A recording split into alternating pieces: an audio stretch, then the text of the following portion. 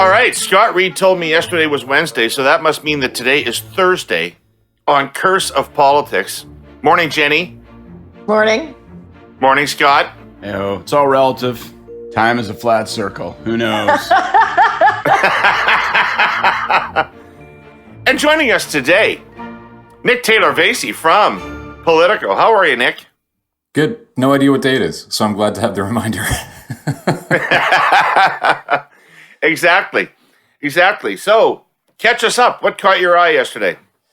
Well, a couple of things that then I put into this playbook that we have today. A couple of new NDP ads, English language ads that are 15 seconds apiece, and they're sort of attacky, but they're jaunty, and they have a tagline. The tagline is "All talk," so you can imagine who they're directed at, and we'll see how they land. It's a playbook first.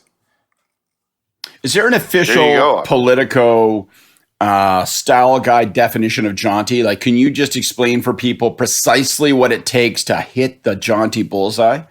Well, actually, I shouldn't. It's a big cart before the horse. I don't know that they meet the level of jaunty. That's the word I'm using. I see. But they're upbeat. You found them jaunty. There's a jingle to them. You like them. You like them. I don't. Oh, I think it's hard to hate them. I mean, they're jingly. They're not yelling. Jaunty. They're not angry. They're jaunty. They're sort of Dick Van Dyke, chitty chitty bang bang jaunty. Then, like, they've got it. Yeah. Well, see what you think. All right. Okay. But I talked about that yesterday. The NDP are running an anti-Trudeau negative campaign. That's what they're doing. Trudeau. Singh was in Windsor yesterday with the mayor at the backdrop of Detroit, and he had a giant built like a sign beside him that talked about Trudeau, like Justin Trudeau in big red lettering, and stayed on the attack on him. To your point, David. Yeah, it's well, like and David Aiken has a big scoop this morning. We can't talk about other news outlets during the political media update. I'm sorry. That's right.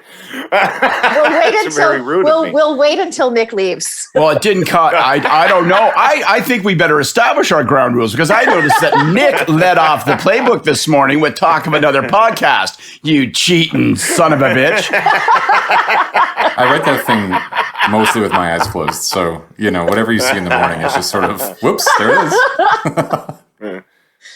All right. Let's keep her moving. Nick, what's on the agenda for today? So Trudeau's in Quebec. Starts in Quebec City and then ends in Trois-Rivières, both of which are three-way races that the Liberals hope to sneak up the middle on, take a couple of seats. In Quebec City, they're in a riding that's it's held by the Bloc, but Alupa Clark is hoping to take it back. Alupa being Aaron O'Toole's leadership campaign chair in Quebec and a senior advisor. Would be great for them if Alupa could get back into Parliament. She's the Dennis Dawson of this campaign, Scott. There we go. There's no other Dennis Dawson. And that's a terrible thing to call somebody. Aaron O'Toole is still in Ottawa. He's doing an announcement today, and then on what, we're not quite sure, and then doing a virtual town hall with Nova Scotians later on. So I know how you all feel about him staying in Ottawa, but I will leave you to opine on that. How do these? Give me 30 seconds, Nick. Have you watched one of these virtual town halls or participated in them?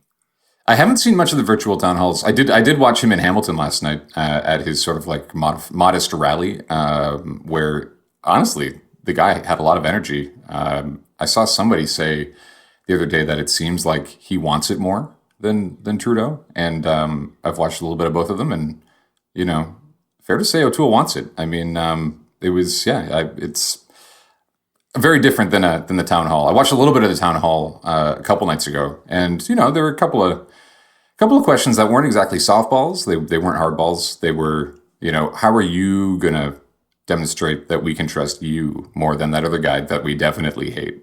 So it's not, he's not walking into the middle of a bear pit, but he's having to answer some questions. Awesome. I got to talk a bit about Jagmeet Singh before I go, because he's in Winnipeg. All right. And yes. He's in Winnipeg North to start. And I just used that this morning in our playbook as an excuse to talk about, I think, somebody that two of you don't like much. Her name is Judy Wasserly-Schalise, and she played a little bit of a role in the 05-06 campaign. Yeah. And so they're in her former riding. And her fax machine. Goddamn Christmas Day fax machine. I knew it. There you go. I like Judy. I'm not surprised. No fucking kidding. Yeah. No fucking Jesus kidding. Christ. I hope you bought her a yacht. I like Randy White. So not a swing riding, but I think the NDP wants it to be one. Suffice to say. Right. Well, thanks for that. Thanks for that, Nick. Fuck. Yeah, screw you guys too. Nice starting the day with you. You begin with another podcast, and then you jam 2005 income trust right up our ass. Well, I hope you fall down the stairs, Nick, and see you later. Joke's on you. I have no stairs. See you guys. I'll see you later. Mic drop. Hey. Oh, Well, that was a jaunty start to the show. was very jaunty. Very jaunty. Should I put on my glasses and read you the overnights? All right. Sure.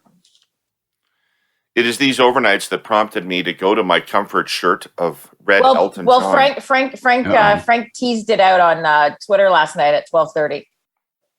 What did he say? That the Conservatives have taken a commanding lead. Well, commanding. I don't know about commanding. If I'd heard that, I might have felt better when I saw the numbers. But here they are today. Okay. So these are now Sunday, Monday, Tuesday, Wednesday. 33 Conservative. 29 Liberal. 21 NDP. 4 Green. 7 People's Party.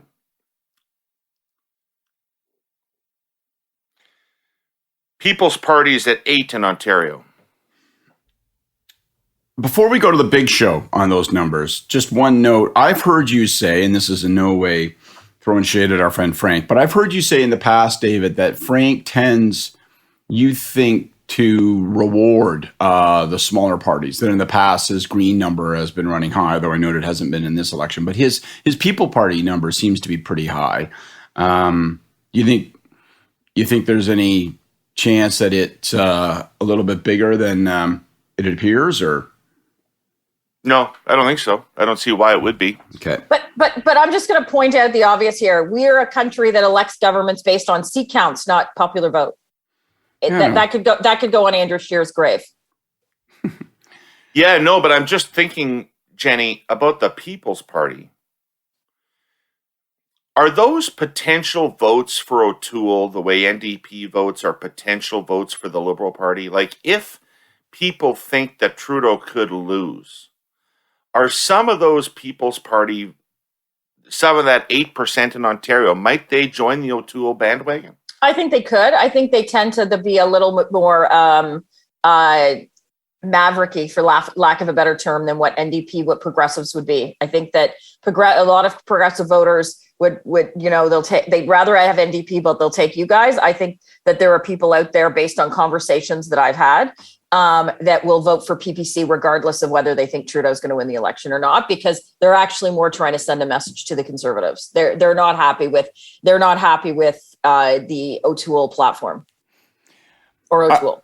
I grant you all that, Jenny, and I grant your point about seats. I guess I just wonder if they're already at 8 in Ontario, and I have a strong belief that fourth wave is going to really start to dominate the campaign. We get on the other side of Labor Day and that kind of stuff. And that's the kind of thing that could give them growth potential, right? So then do you see in the 905 as an example, do you see People Parties, their numbers rising? In any event, I want to get to the top line numbers. And David, you told me before that people are noting that our 30-minute podcast, they're saying, oh, maybe sometimes we forget to throw in a few stories. So let me start with a story about these numbers. I can recall very late at night in a night in 2004, when after about 8-9 days of the campaign, which is roughly where we're at now in this campaign, the Liberal Party, that campaign that we were directing, had dipped below the 30% mark. And I remember you calling a group of us together and saying, wait a second. Yes. This was after my first move. My first move is to curl up in a fetal position and call from my mother, right, when the Liberals dropped below 30. I didn't see that part. But you called us together after you had called Mom and emptied the minibar. You called us together and said, "Here's the deal, guys. When the Liberal Party drops below 30, we are in a crisis. We are in a full-throated crisis because the Liberal Party should not ever be beneath 30. That is lower than our standing support level. We should never be satisfied with anything below 30. If it's got a 2 in front of it, we are in a full fucking panic and we should throw everything we can think of at the wall. So let's start throwing." And I'm wondering, and I remember you did that, and that was the meeting where we said, okay, well, we have to blow the campaign as it exists up. We have to start over. We got to buy Paul some time. We got to get our attacks sharper. We have to blow our advertising right out of the water and redo it all. We really had, it was the 29 that caused us to say everything must change, and not yesterday, not tomorrow, but this second. And I remember it as sitting as the senior Ontario desk for the 2004 campaign. And dating a candidate in a swing riding, I completely fucking remember when you guys did this. It was like, boom! It was a night and day difference in the campaign. We were literally treading water and on defense for the next 20 days. Well, 29 was a rush of shit to the heart. It really was for us. But I think it should have been, but should that panic moment, take away the 29 polls, because they've been, as I said yesterday, they've been all over the place. Is there not some point in the last 10 days that someone in the Liberal Party's not looked at each other and said, we're in fucking trouble?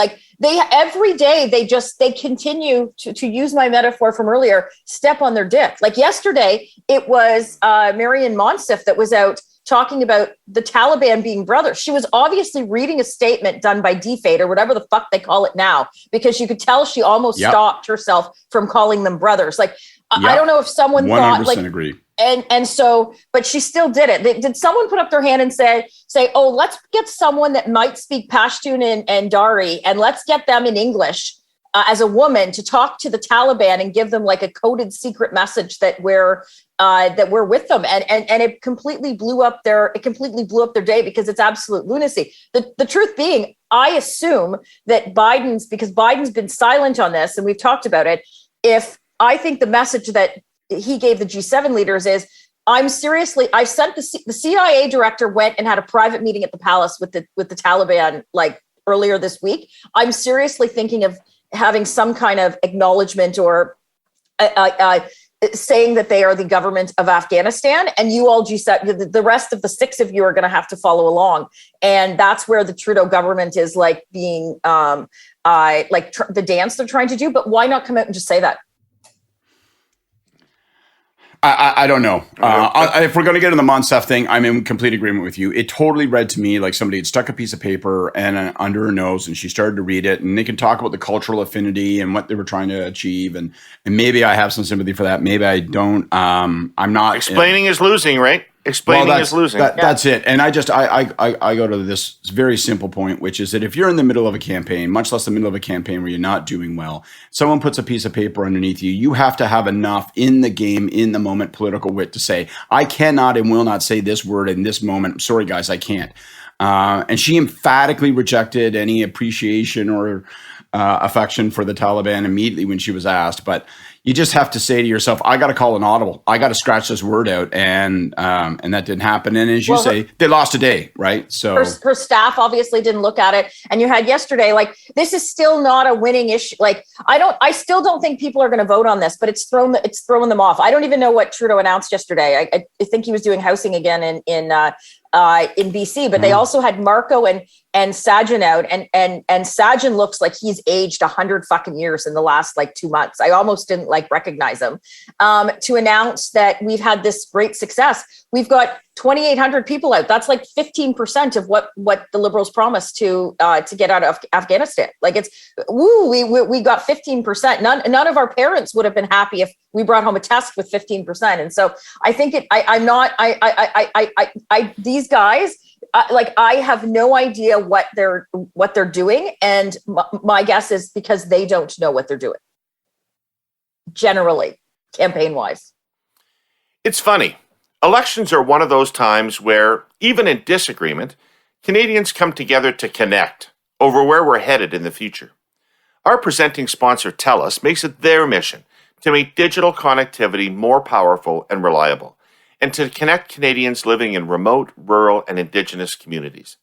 In fact, since 2013, they've invested over $5 billion to connect 137 communities and 56 First Nations across BC, Alberta, and parts of Quebec to their world-leading pure fiber network. Have you ever heard of Eden Valley, Alberta? It's known for its gorgeous terrain of hills, valleys, and highly unreliable cell signals because of those hills and valleys. When COVID hit, there was an outbreak at a local packing plant. 18 members of the Bearspaw First Nation working in the plant tested positive. Immediate communication with Alberta public health officials became critical. So TELUS quickly deployed a powerful cell site on wheels. They call it a cow, normally used for one-off occasions. Community leaders got to work tracing contacts and limiting spread of the virus. Supports were put in place for families as those who tested positive went into isolation. The key to it all? Flawless connectivity between residents, families, and public health. And as for the future, TELUS believes we must work urgently and collaboratively to ensure that 100% of Canadians and Indigenous peoples living in Canada, including rural Canadian and Indigenous communities, can get access to reliable, high-speed broadband networks and connectivity by 2025. You can find out more about all this at telus.com/connectingcanada. So their announcement yesterday was a tax on banks and other rich financial institutions. I actually meant obviously to be some sort of populist defense against the NDP move, but you're right. But who would have heard it anyway? Because the day before they announced housing, and that was a massive policy. And then the next day they announced this tax on banks. The healthcare fight recedes into the background. The abortion fight's long gone. It's one policy announcement after another, disconnected from each other. I can't remember one from the other. They all involve so many billions of dollars that it seems unreal. And I don't know what the fucking thing is about. Agree with all that. In the last 4 days, and the polls are worse than the previous 4 days. Right? This seems like a campaign that nobody is in charge of. There's no one, David, that would, after the minibar and the mom, there is no one that's pulling the campaign in to say, we're not doing well. It's kind of like everyone is just muddling about going, well, that wasn't so bad of a day. And it seems to be a campaign lacking leadership. Wow. That really rings true, Jenny. That really rings true. So let me ask you guys something. So first of all, I want to put a little circle around this because it's one of my favorite things in the newspapers today. I'm so old I still get up and read the newspapers. The Canadian Bankers Association, in response, they make them just for you. Pretty much at this point, pretty much. I have to go down and pay the guys that run the press.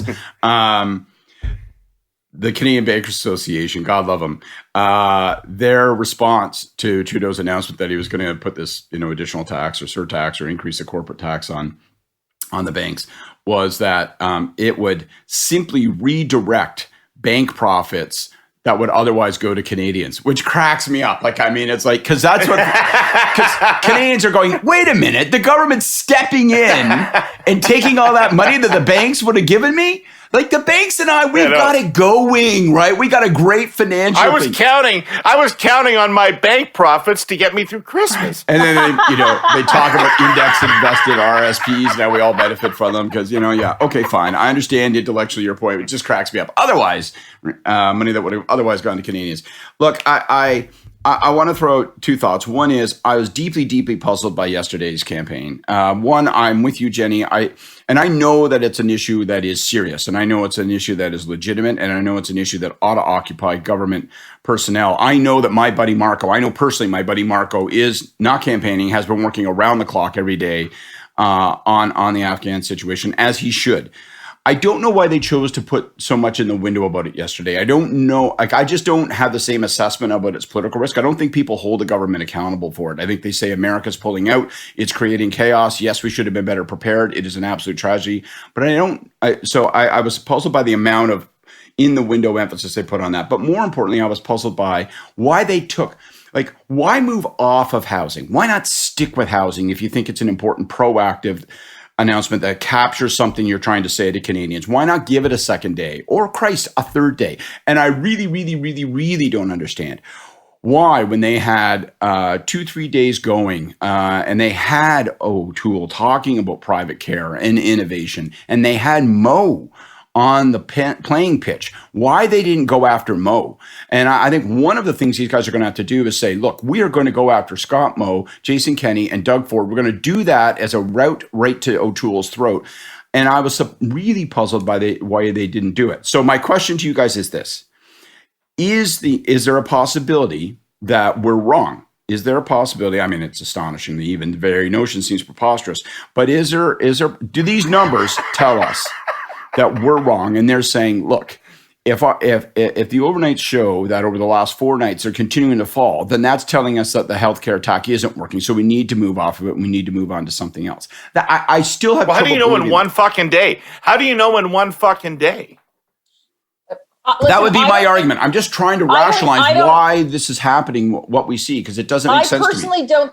Listen, I think the Conservatives are obviously doing well, better than people expected. I think the Liberals are doing worse like anyone expected. My gut feeling, where my gut is that I think the Liberals still lead, and I think it's a bigger lead than what Frank has them at.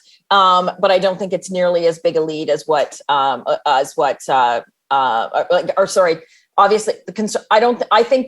this is where I disagree with Frank's numbers. I think the Liberals are doing better than the Conservatives. But I think it's less than what it was a month ago. Oh, so you actually still think the Conservatives are winning, the Liberals are winning this election? If a gun to my head, yes. That's where I'm at. But I would have been a lot more certain a week and a half ago. I think that there is a legitimate path to victory for Aaron and the Conservative Party, and because they've been virtually. And did you see that Singh said he'll support him? Yes, I thought that was a very interesting move on their part. That's an interesting play. Did you see that, Jenny? That Singh said that he would consider supporting an O'Toole minority government. Yeah, that's a game-changing announcement. I mean, it has. Well, he's in it to win. He needs to pick up seats. They lost half of their seats last election. It plays a couple different ways, and I think it's a really interesting call for him to make. I think it's a big opportunity for the Liberals should just put that, in my view, on the shelf and leave it there, and then come back to that after Labor Day when they want to do the NDP Liberal squeeze, and not go after it today. But I'll just come back to it. To me, I know it's a different media landscape. I know that people consume information wickedly different than they did in 2004, 2006, even 2014 when we were running campaigns, David. But I just have to believe that the inconsistency from day to day, a big housing announcement followed by a big bank announcement.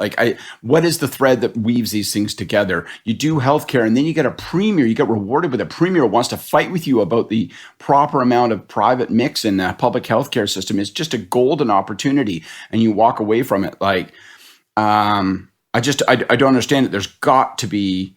There's got to be. You got to shovel more than one scoop of gravel. Onto the drive.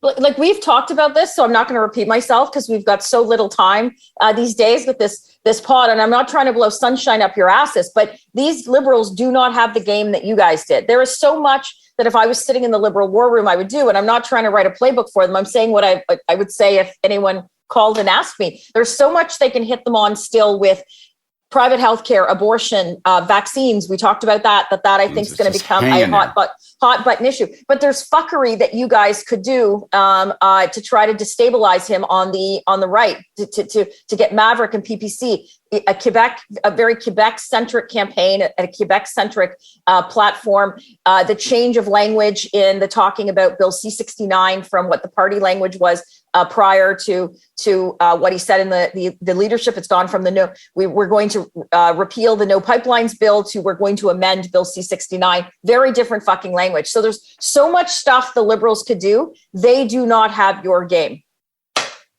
Wow, I wouldn't. Well, thanks for saying that, Jenny. But I just,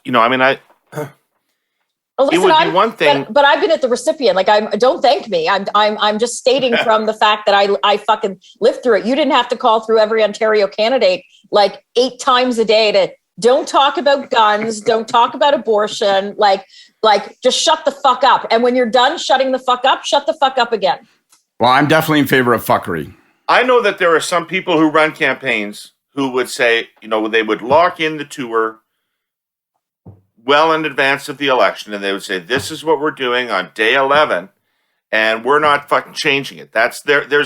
Some people who run campaigns are rigid like that, but that doesn't appear to me to be what's happening here, because it looks improvised, and it looks oddly improvised. It looks spasmodically improvised. They definitely have shown a willingness to call audibles during this campaign. There's some of these days for sure could not have been planned well in advance, and they were up on the wall and went on as unfortunate. So they are willing to call audibles.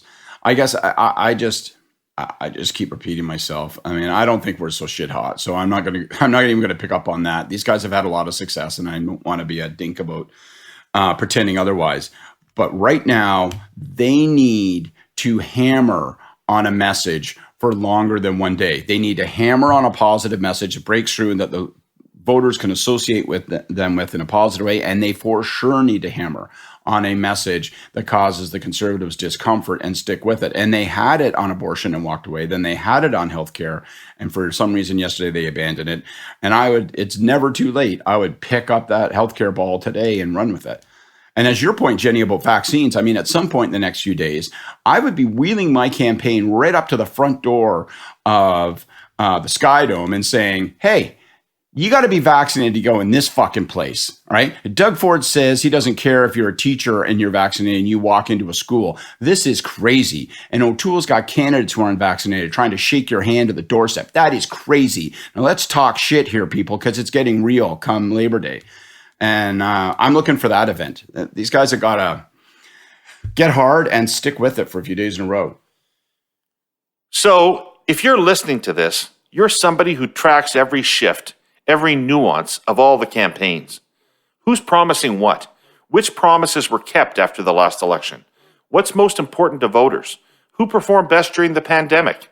And of course, good old change, agents of change, bringers of change, the need for real change, etc., etc. It would be cynical here for me to add that politics doesn't really change much, so I won't. Anyway, our sponsor CN wants to say a few things. First, it's running on its record. CN trains deliver the goods, literally, every day, dependably and safely and on time. I know I've said this before, but if you have it, a train almost certainly brought it. Your car, the materials used to build your home, a lot of your groceries, most of your consumer goods, the full list. The economy would literally grind to a full stop if the train stopped running. CN would also like to point out that it performed pretty much flawlessly during the pandemic. Right from day one, CN railroaders showed up for work, keeping the veins and arteries of the economy clear and moving. Yes, they were stressed, like everyone else. But trains got to move. And the change thing? Well, CN has grown and intends to keep growing. It means to become the first truly North American railway, merging with Kansas City Southern to include Mexico in its Canada-US network. And it's worked hard to become steadily more efficient and more precise and a good deal safer. But the basic job has not changed and will not change. CN promises you that.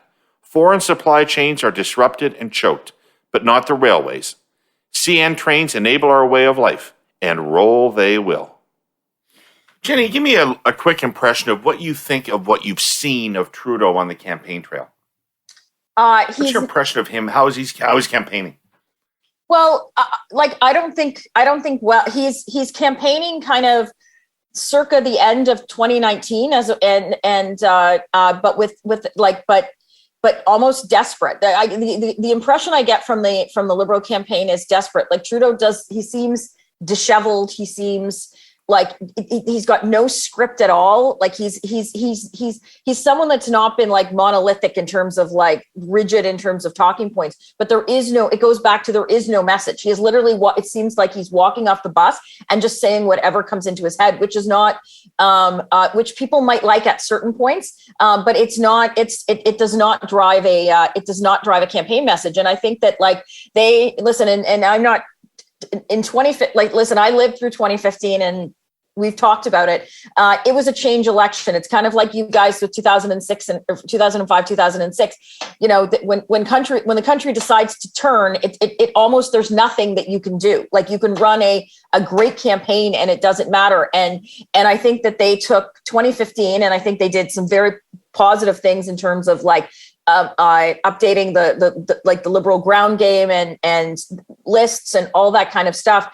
But I don't think there was. I think it wasn't a fight. Like, what do you call a dog fight? It wasn't like going after each other. And I don't think Trudeau's ever had a dog fight, and he's in one now. You know, David, I don't know what you're getting at with that question. I saw, and I've heard some commentary. I saw Chantal had a column about that his tone is not so much sunny ways as it is petulance. Petulance that people would deign to disagree with him about certain things. I'm not really, I personally, I don't know. I can't pretend I'm watching every event and I don't see that. Like I've tried to make a point of watching him for a couple of days and I've seen him performing pretty well. I've seen him looking good, especially when he gets out into crowds. Last night, he was again out, you know, bumping into people. They seem to be adding those kind of end of days, do a boardwalk, do an ice cream shop, those kind of walkabout things, and he gets swarmed. And, you know, the one thing I guess I would say is that sometimes those things can also fool you in a campaign, right? Like reporter John Ivison put out a tweet yesterday going, well, you know, if the Liberal campaign isn't going well, it's not obvious from here. And you see him like, you know, wading into a crowd and being cheered like, you know, but, you know, I'm sorry, but that's not tracking data. Right. Ignatieff had big crowds. That's exactly where I was going to go. Right. I was going to go and I was going to say, you know, Justin Trudeau, win, lose or draw in an election campaign is always going to be a celebrity and he's always going to draw big crowds and people are always going to want to stand next to him and get their photograph taken. And, you know, you can fool yourself into saying, well, that immediate stimulus tells me that things are going well. And that's not a correct read on what the world is doing necessarily. I think he's got to find another gear. He's been prime minister for 6 years. He's got to invoke the first person at some point, right? He's got to say, look, like I've been prime minister for 6 years. And the reason I want to be prime minister for 4 more is because I really fucking care about these 3 things. And I think we could get them wrong as a country. I don't think it's a guarantee that these things will go the way I think they oughta. And I want to have this argument in full in front of Canadians so they can tell me whether I'm right or wrong. And I feel like after you've been an incumbent at some point, you've got to kind of summon that voice. You got to hit that gear. And I haven't seen that yet in this campaign. And it's all wrapped up in this, how come we're having this campaign and what's it all about anyway thing. They still haven't lanced that boil. Right. All right. We'll return to all this and more, but we're out of time. Woo. So it's time for our daily curse. Who's going to fire up? You go ahead, Scott. I've gone first the last 2 days. Okay. My daily curse is Doug Ford. And I'm going to curse Doug Ford for being shrewd. Doug Ford, you know where Doug Ford is right now? He's waking up in a motel in Lake of Bays. Okay? He's up there. He's... Not right now. Not yet. Well, no, of course not. No. I mean, at around 10:30. When The Price is Right comes on, he likes to get up and catch that, okay? So I'm saying a little bit later in the morning, right? So he'll be up, and... he was in Thunder Bay yesterday. He's obviously sticking around in Northwestern Ontario. It's August. That all makes sense. But this Conservative campaign federally has done a good job of having people not talk about Doug Ford and not talk about Jason Kenney. Those guys have been covered in an invisible blanket, and it is the job of the Liberal Party on a federal basis to yank that invisible blanket away from them and get those guys out and into the picture frame and start stirring up the votes in the way that those guys will. And I just, my curse of the day is on Doug Ford, because Doug Ford, you're being shrewd and you're staying hidden, and that's smart, and it's got to end. It's got to end. Well, my curse is in 2008, we had this giant whiteboard in the war room, the comm side, and at the corner of it, we had days without an apology. Like we had to have a candidate apologize or the national campaign. We got up to 3 fucking days. Like the safety worker safety thing. Safety record. It's awesome. That is so awesome. We got up to 3 days. It was one guy's job. And I remember one day we had a candidate go out and apologize. And that bastard, he just looked at me and he got up and he rubbed out 2 and he like put 0. Oh, that's so good. So my curse is to the Liberals. Do you guys have a fucking like clean day? Like, because if you guys have a not made a mistake or had a clean message day, it should remain at 0. There is in no way it shouldn't have even really wiped out. They might have had one kind of clear day at the start of this week. So I think they need to like, do something and have like a big whiteboard where they have their, what is going to be our clean shot, our clean day. And right now they'd be at 0. They might have gotten to 1. That's good stuff. Excellent. That's really a funny story. Fuck. All right, my curse goes out to whoever's running the Liberal campaign.